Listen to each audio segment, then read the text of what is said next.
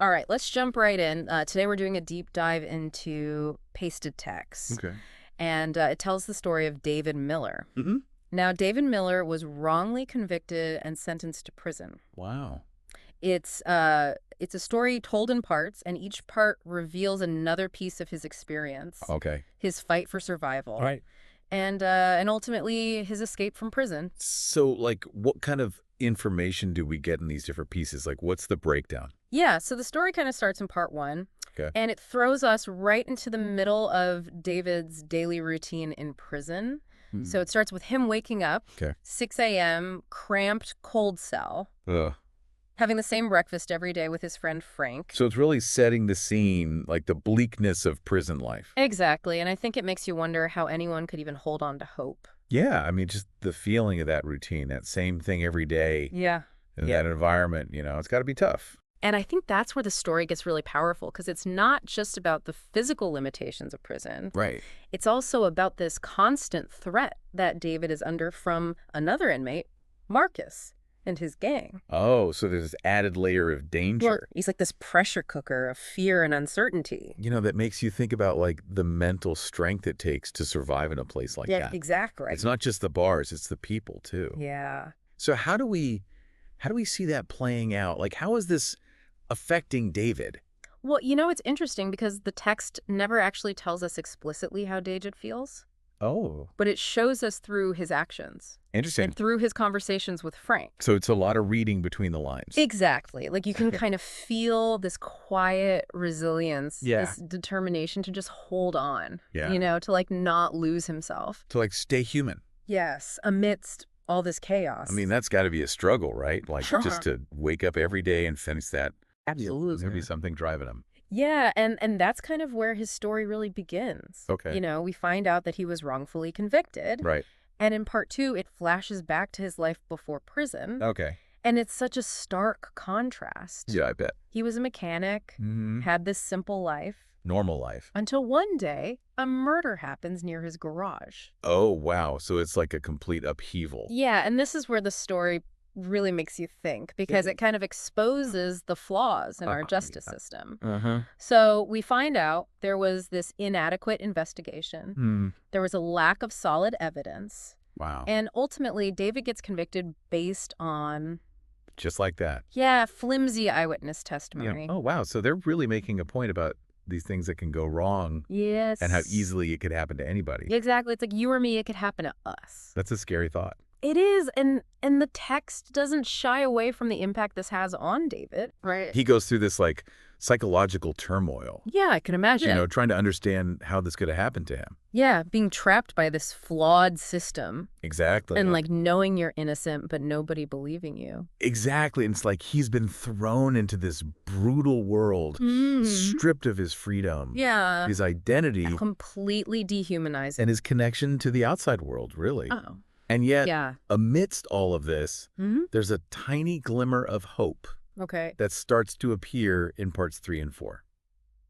So what is it? What changes? Well, it's Frank, his friend. Oh, okay. He really steps up. He's not just David's friend. He's like his confidant Right. He's there with him. and their strategist. Yeah. So he notices this weak spot in the prison's fence. Oh, so it's like a chink in the armor. Yeah, and that's where their escape plan starts to take shape. So it's not just like a random act of desperation. No, there's a lot of thought and strategy involved. Frank is really the brains of the operation. Wow, so they're really in this together. Yeah, and what makes it so compelling is that they're taking a calculated risk. Yeah, I was going to say, they're not just running blindly. Mm. They're actually thinking about it. They understand the risks. Mhm. They study the guard routines. They Mhm. learn the layout of the prison yard. So it's like a real operation. Yeah, it's like watching a game of chess, almost. That's so cool and intense, I bet. But it's not easy. No, I mean, even just getting the tools. Right. Like just finding the tools for the escape becomes a whole thing. Yeah, I bet. It's full of tension and uncertainty. So they're really resourceful. Oh, yeah, Like, they're having to think outside the box. definitely. And they're willing to take risks. They're desperate. Yeah, and it shows you how far they'll go Mm. to regain their freedom. So they're really motivated. Absolutely. This desire for freedom is just a powerful motivator. Yeah. But it's not a simple thing. I mean, escaping from prison, right? Even with all this planning, Right. there are so many things that could go wrong. Yeah. So many unknowns. Yeah, it keeps you on the edge of your seat. Absolutely. Wondering if they're actually going to pull this off. Right, and if they do, what's the cost? Yeah, like what will they have to pay for their freedom? And that's what makes you want to keep reading. Exactly. And that's what takes us into the next part of Pasted Text. I can't wait to hear it. All right, well, we'll pick it up there next time. Sounds good. Okay, so we left off with David and Frank. Mm-hmm. They're carefully planning their escape. They're Right. driven by this, like, deep desire for freedom. Yeah. But as we get into parts 5 and 6 of Pasted Text, Okay. things get a little bit more complicated. Uh-oh. Yeah, so a new guard gets assigned to the night shift. Oh, that's not good. No, it throws a wrench into their whole plan. I bet. Really highlights just how fragile their situation is. It's like one little change can mess everything up. Exactly. It makes you wonder if they're ever going to catch a break. Yeah, like fate is against them. And this is where the story really delves into like the psychological toll Okay. that this confinement is taking on them. Yeah, I mean, they've been planning this escape, Right. holding on to this hope. For months. Yeah, and now it's like it's all slipping away. And you have to remember, they've been in prison for 2 years at this point. Oh, wow. So they've already been through so much. Dealing with the constant threat from Marcus and his gang. That would wear anybody down. Yeah, it's enough to break anyone. But they're still going. But David, he doesn't give up. It's pretty amazing. He adapts, he finds a way to keep moving forward.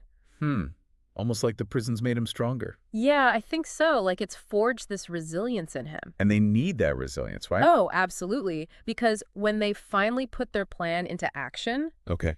the text describes the escape night in such detail. Oh, wow. It's like you're right there with them. You can feel the tension. Yeah, and it's not like a clean getaway. I didn't think it would be. It's chaotic, Right. full of adrenaline and uncertainty. Yeah, that makes sense. It feels more real that way. Yeah, like things never go perfectly. Exactly, especially in a situation like this.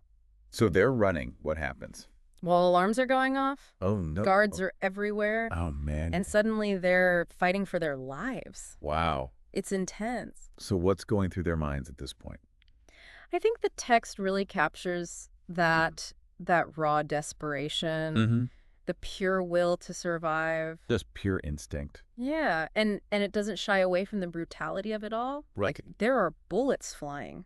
Oh, wow. They're scrambling through the darkness, It's a nightmare. afraid of being caught at every turn. But they're sticking together. Yeah, and that's what I find so powerful. Yeah. It shows the strength of their bond. Right. Like they need each other. David and Frank, they rely on each other. They're pushing each other to keep going, Even when it seems impossible. even when every part of them wants to give up. They're not leaving each other behind. They endured so much together. Yeah, and now they're facing this ultimate test. Yeah, of their loyalty and their friendship. Wow. It's pretty powerful stuff. And then they finally reach the river. They collapse on the bank, They made it. exhausted, but free. That must be such a relief. It's a moment of pure triumph. But it's not over, right? No, because the story doesn't end there. Yeah, like what happens next? Exactly, they've escaped the physical prison, but there are still so many questions. Yeah, like what about their lives, their families? And what about the wrongful conviction? Oh, right. That's still hanging over David's head. It makes you wonder, Sure. what does freedom really mean for David? Right. It's not simple. It's more than just the absence of physical confinement. There's a lot to unpack there. Yeah, and that's what makes Pasted Text so thought-provoking. It leaves you with a lot to think about. It really does. Okay, so David and Frank have made it to the river. They're free. But Pasted Text doesn't let us off easy. You know, it takes us right into the heart of the escape. Right. Part 7 it's intense. I that's bet intense. it's not that, picture-perfect getaway. No. It's all alarms and chaos and guards closing in. So what happens? Do they get caught? No, but it's close.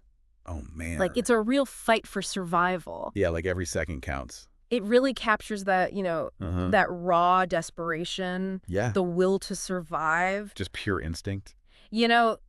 The author doesn't shy away from how brutal it is. Yeah, I mean, it's a prison break. Like there's bullets flying. Wow. They're running in the dark. That's terrifying. Just constant fear. And it's got to be exhausting, too. Oh, yeah, physically and emotionally. So how do they make it? I mean, what keeps them going? Well, I think it's their bond.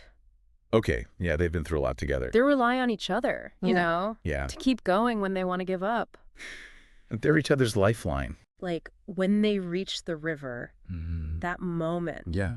it's powerful. They did it. But even then, it's not this, this huge feeling of relief. I guess it's not that simple. No, because now they're fugitives. Right. David's still got this wrongful conviction hanging over him. So it makes you think, like, what does freedom really mean for him? Exactly. It's not just about escaping the prison walls. Right. It's bigger than that. There are all these questions. Yeah, like what happens next? What will he do? Like, does he try to start a new life? Or does he fight to clear his name? That's a tough choice. And I think that's what makes Pasted Text so compelling. Yeah, it's not just an escape story. It really gets you thinking about the true meaning of freedom. And justice.